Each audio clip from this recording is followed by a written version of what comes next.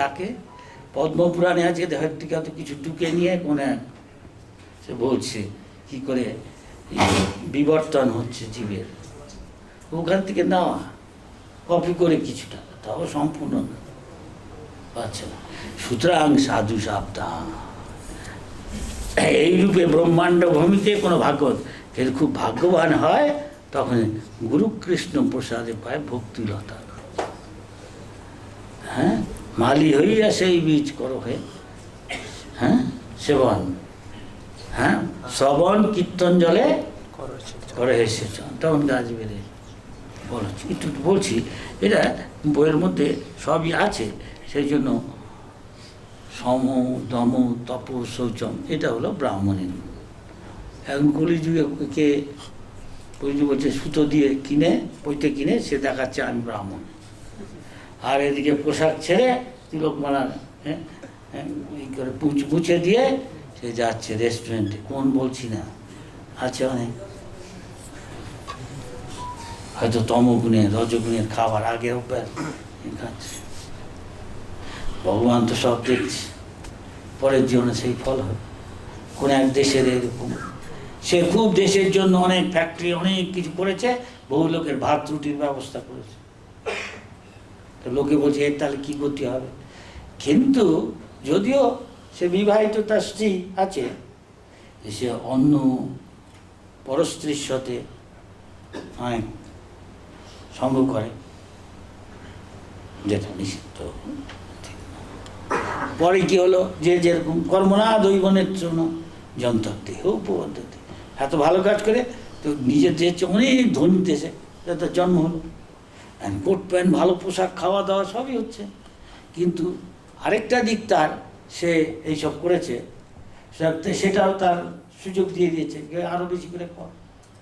সুতরাং সবই বরানো উষ্ট করেই কুকুরের দেহ পেয়েছে, কুকুরের দেহ পেয়ে তার কোনো স্ত্রী ছেলে মেয়ে এসবের কোনো জ্ঞান নেই, সবার সাথেই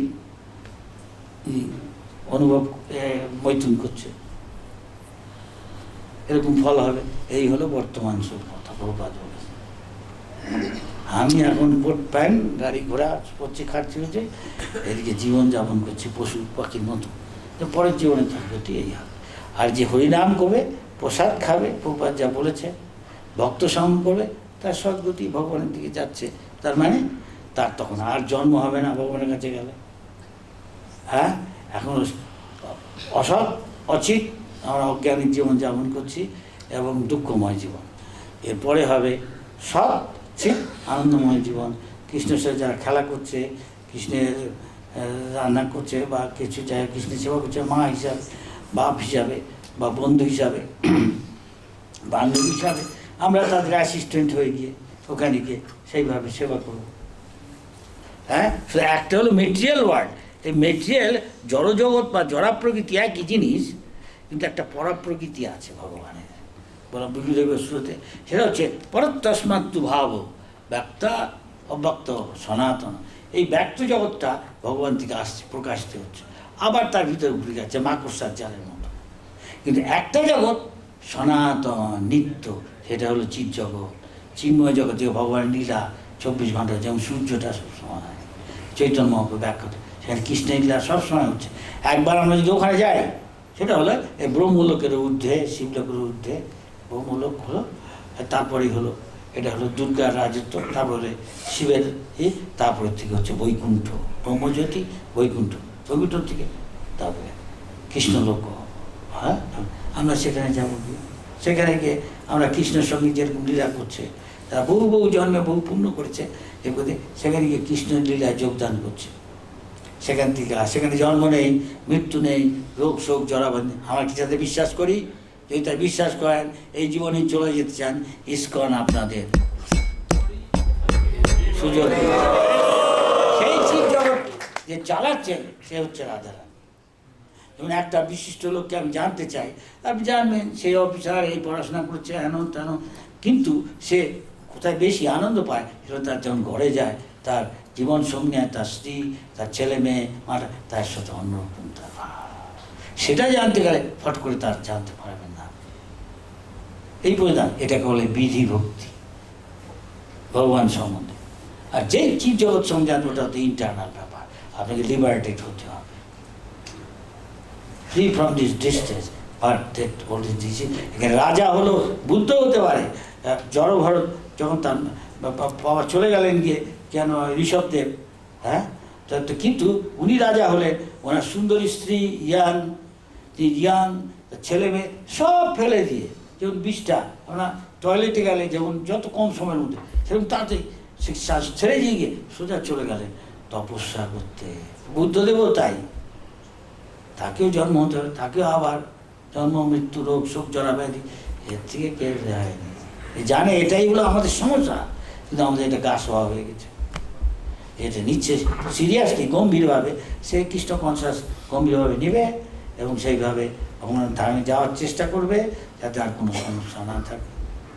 তাহলে গিয়ে সে কৃষ্ণ কনসাস তাকে হতে হবে। সেটা হচ্ছে স্পিরিচুয়াল ওয়ার্ল্ড, সেটা মেটেরিয়াল ওয়ার্ল্ড, জড় প্রকৃতি জড় জগৎ, এটা কন্ট্রোল করে হচ্ছে জড়া প্রকৃতি বা দুর্গা, মা দুর্গা, কিন্তু কৃষ্ণের নির্দেশে। আরেকটা হচ্ছে চিৎ জগৎ, সেটা সনাতন সেটা রয়েছে, এটা বিকৃত প্রতিফলন হচ্ছে এই জগৎটা। আসল বাস্তব সত্যটা হচ্ছে চিৎ জগৎ, তার একটা প্রতিফলন ছবি বিকৃত বিকাশ, এটা এই জগৎ। সুতরাং ওটা দেখে আমি যদি নকল করতে চাই তাহলে বিপদ হবে। বরং তার কাছে চলে যাও, তাদের সেবা করে, তাদের যোগ্যতা লাভ করে, তাহলে আমি সব কিছু জানতে পারি এবং আমার জীবন সুবিধা হবে। এখানে থেকে আমি তাকে নকল করবো, এটা সহজে আর সৃষ্টি করে। আর লোকে সেই জন্য বৈষ্ণবদের অনেক সময় পছন্দ করে না, মানে এই বিক্রি, সেও গোপী সেজে নাচছে, আছে, সেও রাসলীলা করতে চায়।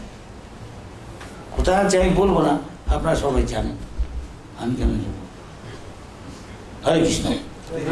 এখন 5-7 মিনিট মনে হচ্ছে আছে, 8:30 বাজে। আপনাদের কোনো প্রশ্ন আছে? আমি যদি পারি উত্তর দেওয়ার চেষ্টা করব, যা গুরুর থেকে শিখেছি। এবার বলুন। হরে কৃষ্ণ মহারাজ। সুতরাং আজকে শুভ দিন, বলে শেষ করছি। এটা বলে রাধা আর কৃষ্ণ কোনো পার্থক্য নেই, কৃষ্ণই রাধারানী রূপ নিয়েছে, সেটা একটা লীলা আনন্দ উপভোগ করার জন্য, এবং তিনি আবার অনেক গোপী সেজে, হ্যাঁ, গোপী রূপে নিজেকে বিস্তার করেছেন এইভাবে কৃষ্ণের আনন্দ বাড়াবার জন্য। তাই সনক সনাতন ঋষি তারা এই সম্বন্ধে লিখেছেন রাধারানী সম্বন্ধে। এমনকি সুখদেব গোস্বামী, তিনিও শ্রীমদ্ ভাগবত, যার সবচেয়ে আদরের গ্রন্থ গড রিয়েলাইজেশনের, তিনি পর্যন্ত সামান্য একটু একটা শব্দ ব্যবহার করেছে, না আরাধিত নাকি অনারাধিত। সেখানের মধ্যে সেই ভেল অর্থাৎ ঢাকা আছে, ওর মধ্যে রাধারানীর রহস্য অন্য শাস্ত্রে লেখা আছে। কেন আমাদের যোগ্যতা সম্পন্ন হতে হবে, সেই জন্য সনক সনাতন মন ব্যক্তি আলোচনা করছে। আমরা শুধু আজকে শুভ দিন, আমরা জানি তিনি আমাদের আচার্য, তিনি শ্রেষ্ঠ গুরু, এমনকি কৃষ্ণরও গুরু একদিক দিয়ে বিচার করলে আমরা ওতে যেতে চাই না অত কিছুতে। তাই আমরা তার কাছে প্রার্থনা করি, তিনি কোমল হৃদয়া, কৃষ্ণের কৃপার মূর্তিময় বিগ্রহ, তিনি কৃপা করে যার একটু কৃষ্ণকে তো রেকমেন্ড করলে কৃষ্ণ আমাদের সেবা গ্রহণ। আজকে সেই শুভ দিন ভগবানের কাছে, রাধারানীর কাছে প্রার্থনা করুন। Hare Krishna Maharaj. Thank you so very much. Really grateful to you for your time and such wonderful class. As Bangla, হ্যাঁ, কেন কিছু কয়েকজন ইংরেজি আছেন, প্রশ্নটা আবার আমি রিপিট করবো বাংলায়। So actually, as you mentioned, is তাদের চরণসেবী ভক্ত শনে বাস, then জৈসাত্মা বুদ্ধি নপেতি ধাতুকি, it is Bhagavatam 10:48-13, 84-13. So that means how do we define in among ourselves তাদের চরণসেবী ভক্ত শনে বাস? Is it sometimes we come to the is not get to the point, please. Get to the point. That means আমরা কিভাবে, how to define our God brothers? The point is the one that. Yeah. Well, ইস্কনের সবাই তো প্রায় একটা family. হ্যাঁ, মানে এই কিন্তু একটা বড় সংসার, বড় ফ্যামিলি, অনেক ভাই, অনেক তার ছেলে, এরকম। হ্যাঁ, তো থিওরিটিক্যালি আবার প্র্যাকটিক্যালি কিভাবে আমরা অ্যাপ্লাই করব বাস্তব জীবনে? গুরু বলে দিবে আমি তোমার, গুরু বলে দিবে ভাই আছে, আরও ভাই আছে, গুরুকে ফলো করো, সেদিন বলে দেবেন কী করতে হবে। কিন্তু গুরু বলে না ওর সাথে মিশিস না, এসব বল। দ্যাট ইজ নেভার, কোনো গুরুদেব বলেন না এটা। বাট আনফর্চুনেটলি আমরা তৈরি করি ওটা, তার জন্য আমরা যাই। আমি কেন এসব সৃষ্টি করছি? একটু পেপার, হ্যাঁ কি না? সবচেয়ে ভালো দেখা প্রভুপাদ যা বলেছে, সাধু শাস্ত্র গুরু।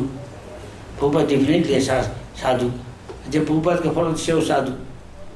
কিছু মাত্রার সীমা আছে, কম বেশি, তাই সেটা অ্যাডজাস্ট করতে হবে। সেটার মধ্যে একটা সামঞ্জস্য আনা দরকার। প্রভুপাদ আমি চলে গেলে অনেক হয়তো সমস্যা দেখা দিবে, শান্ত হয়, গুরু গেলে কী হয়ে যায়, আমাকে ঠিক করতে পারে না, কী করবো, কী ডিসিশন নেবো। এখানে বউ হচ্ছে সহ্য করো এবং সহযোগিতার চেষ্টা করো, থাকো, নাহলে থাকা মুশকিল হবে হয়তো একসঙ্গে, হ্যাঁ কি না? Yes or no? সহ্য করতে হয় উইদাউট। বাংলায় কথা আছে, যে সহে সে রহে, যে নাশ হয় সে নাশ প্রাপ্ত হয়, বিনাশ। তাই দেখছি। Thank you. হ্যালো, এরপরে আর কেউ? ইয়াস। হরে কৃষ্ণ গুরু মহারাজ, দণ্ডবাদ প্রণাম আপনার শ্রী চরণ কমলে, এবং খুব সুন্দর প্রবচন দিয়েছেন। এবং এখন গুরু মহারাজ আপনি বলেছেন যে মাৎসর্যের কথা, এই মাৎসর্য থেকে কিভাবে নিবৃত্তি পেতে পারি? Very good question. Material platform, জড় ভূমিকা জাগতিক, মানেই হলো, তার মূলই হলো মাৎসর্য।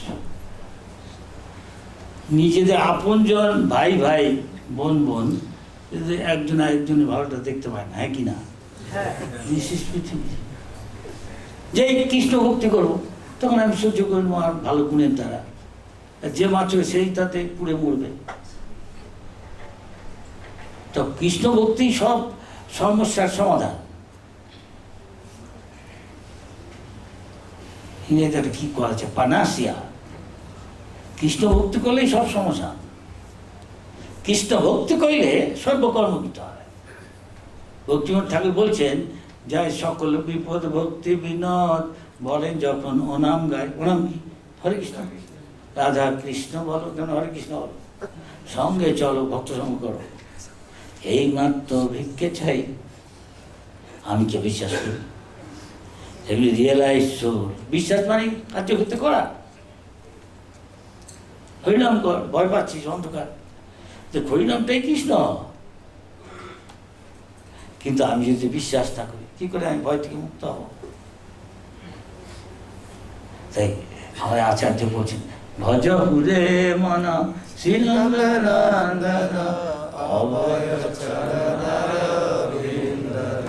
অভয় চরণ, প্রভুপাদের নামে অভয় চরণ। আমি যদি ভজন করি ঠিক করে, যে গান হয়তো খুব সুন্দর গাইতে, কিন্তু বিশ্বাস করি সে কি করে আমি নির্ভয়, হ্যাঁ কি না? It's practical. We have to be practical. খালি উচ্চ আইডিয়াল কথা বলছি, বড় বড় কথা, এই জীবগোস্বামী এই বলছে, আমি নিজে চারটে নিয়ম পালন করছি না, কি করে এসে হবে? যে হৃদয় থেকে গ্রহণ করছে কারণ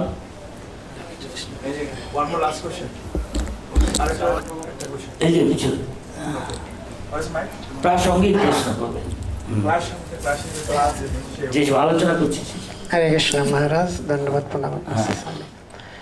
গুরু মহারাজ আপনি বলেছেন প্রথমে ভক্ত শিরোমণি রাধারানী বা ভক্ত শ্রেষ্ঠ রাধামণি, কিন্তু আমরা নৃসিংহদেবের যখন কীর্তন গাই তখন বলে থাকি, ধ্বনি দিয়ে থাকি যে ভক্ত শ্রেষ্ঠ প্রহ্লাদ মহারাজ। এবং আমরা যখন অনেক সময় মানে আমাদের বছর শেষে শিব, ভগবান শিব, ওনাকে আমরা ভক্ত শ্রেষ্ঠ বলি। তো এখন সবাইকে মানে তিনজনকে ভক্ত শ্রেষ্ঠ বলা হয়, এই তত্ত্বটা একটু যদি বিশ্লেষণ করতেন।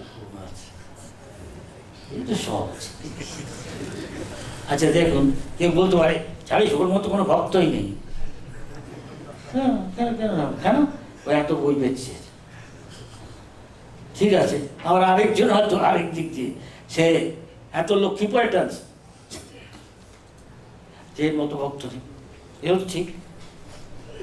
তো একদিক দিয়ে দেখলে এ শ্রেষ্ঠ, আরেক দিকে দেখলে এ শ্রেষ্ঠ, দুই শ্রেষ্ঠ। হ্যাঁ কি না?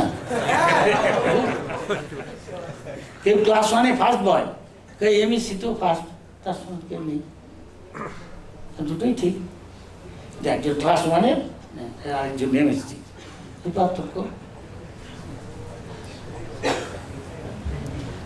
যা কিছু আছে দুনিয়ার নাথিং ইজ কৃষ্ণ থেকে কোনো কিছু অভিন্ন না এনার্জি হিসাবে, কিন্তু কৃষ্ণ সবাই থেকে অভিন্ন। কিছু বোঝা গেল? কিছু বোঝা গেল? হ্যাঁ।